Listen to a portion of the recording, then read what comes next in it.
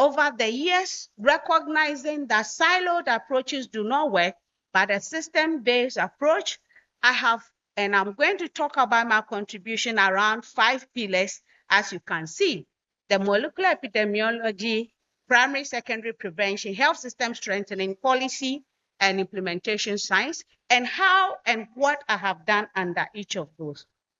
So let's take the first pillar. Over the years, from evidence synthesis, I have contributed with my team to data across Africa, but focusing more on Ghana, a lot from Burkina Faso, Benin, and others. Focusing more on women living with HIV, but also screening and mapping HPV in pregnant women, sex workers, and general population. Focusing on cervical cancer means we screen more from the cervix, but I've also contributed to work in the upper respiratory tract and also anorectal region recently. All the screening and molecular diagnostics that have been done with my team, what are our conclusions, or how do I summarize it? That HPV infection is really high in our context and is worse when you talk about women living with HIV, as hopefully now you know. We've had as high as 65% compared with 30%. Please, do you know the HIV prevalence in Ghana? I'm sure everybody know about HIV, but did you know that the HIV prevalence is less than 2%? And we are talking about 65% and 30%. And yet that is the one we do not know about. Women living with HIV have multiple high-risk HPV infections. And very importantly from our data is the contribution to the evidence that non-vaccine types, HPV types we don't have vaccines for yet, seem to be contributing significantly to issues, especially in lower and middle income countries in the West African sub-region, making it for us to advocate for a look at vaccine development further. So some of the publications based on this work are those down there. But this journey has not been easy. This is me in 2014, thereabout, in KCCR. And Prof. here could tell you the story around how I could even get access to KCCR to do HPV molecular studies, because the infrastructure and equipment required and all of that was just not something there. Journeys of dawn driving from Cape Coast to Kumasi, going straight to the lab, driving back, besting ties, all of that are stories in this picture, and you do not see those. But what you can see is that, from example, one of the papers that were in this is what later, when I submitted to Commonwealth scholarship or scholars competition, it won the best journal article. At least it makes the best tie worth it somehow. Then if we move from the molecular epidemiology to primary and secondary prevention, the hydra started becoming clear, because we needed to look at, so what is happening? And from the team, we have identified, and this proven from many studies, the lack of awareness, limited access to screening, the cultural factors. You would be surprised how much we were begging even healthcare workers to come for free screening, because they needed to lie down. A health worker needs to pass a speculum into the vagina and go and take a sample from the cervix to go and test. So even health workers have found that uncomfortable and were resisting. How many of you want to let me do that for you today? I see a man, I don't know which service I'm going to look at. And so, not surprisingly, screening rates are low. Vaccines started becoming available, but vaccine hesitancy is an issue. So in one publication with my collaborators, we found from population-based surveys, screening rate as low as 1% to the highest was 56% in South Africa. This was from 28 different countries, and Ghana was at 3%. Some would argue that maybe Ghana's screening rate is higher than we find. But the question is, where is the registry? Where is the database that is truly gathering how much we are screening? So we may be screening a bit more than 3%, but what you could find and verify says 3%. And of course, not surprisingly, we found that women living with HIV had a higher chance of being screened because their risk was so much emphasized, people targeted them for screening. So you can see this is from the Jan et al. Publication, and all the papers that highlight some of these findings are there. So what could I do? Would we just continue finding that there's lack of awareness, limited access? No. So over the years, I have been involved in a lot of advocacy, media engagements at the national level and at the local levels. And I'm grateful to Central Region, all the media houses, they are always giving us airtime. And through social media posts, and some people here have been liking some of them, we have tried to raise the awareness level across the country. Good news from all of that, we can point out one very good news. Finally, after a lot of fighting and a lot of efforts, Ghana introduced HPV vaccination into our vaccination program in October 2025. For girls 9 to 14 years, they could be vaccinated for free. Okay. With the vaccine that targets the 4 vaccines. And so I'm hoping most of you here were aware of the school-based campaign that occurred, and then followed by now you could walk your 9-year-old girl to a health facility and get her vaccinated if she's not eligible. The target was what you see, and the 84.5% were what we achieved in the campaign period. My question to you here, is your daughter part of the 15.5 that did not get vaccinated? Would you own up and say yes? Then why? Are you seeing a need to maybe rethink this? And if it means asking a bit more questions, getting some clarification, please do. Please do. And see what you do to protect your daughter. So the men, is your daughter part of this group? It requires that you go home and ask, because sometimes they don't know what is happening. And when it comes to the screening, we also realize, as we said, resource constraint settings. But HPV genotyping that I did at KCCR is so expensive. There was no way anyone can use that for a national screening program. So as part of what we've been doing is exploring other modes of diagnosis that could be cheaper and more tailored towards resource constraint settings. Tests that could be near point of care, meaning a woman could come, get an HPV test, get the results, and is followed up basically the same day. Then there was also the question of how to address the cultural barrier of clinicians having to go and take the sample. So it was coming up a lot in those days. Could a woman be taught how to take her own sample by herself and give it to us? And if we took it to the lab, would the results be comparable?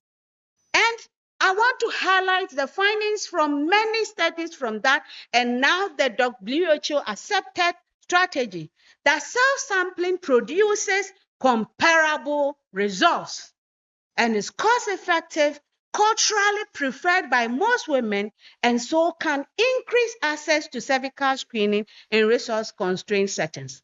So this is where the world is moved to. Yesterday, we offered self-screening to female UTAC staff, and to be surprised, some were uncomfortable, not sure whether what they would take would be good. I hope you are getting the answer today that your samples have been proven to be as good as what could be taken by a clinician, and therefore reducing the need for exposure, and therefore reducing that barrier of the cultural effect of having to have the sample taken. So this is me in Burkina Faso.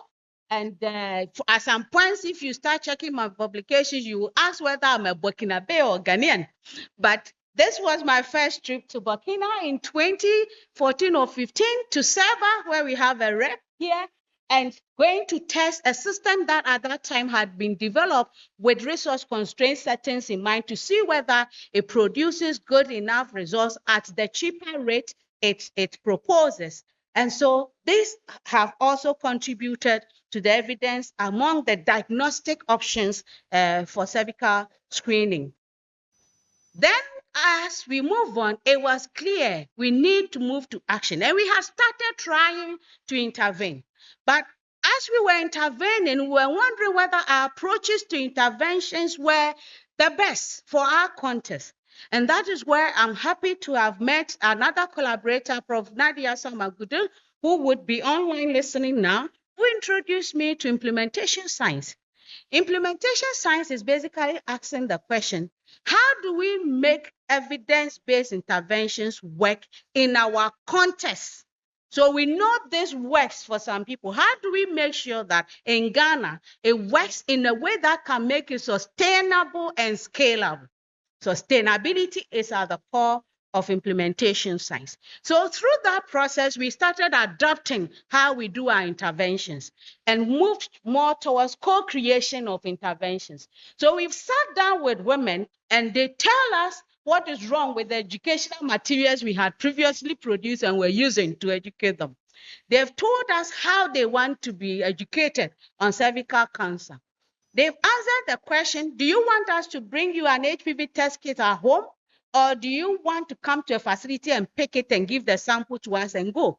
And the answer was completely different from what we had taught. So a project that we named home-based could not be home-based because they wanted it at the facility, even for self-sampling. But this was co-creating and adapting to the intervention. The role of men.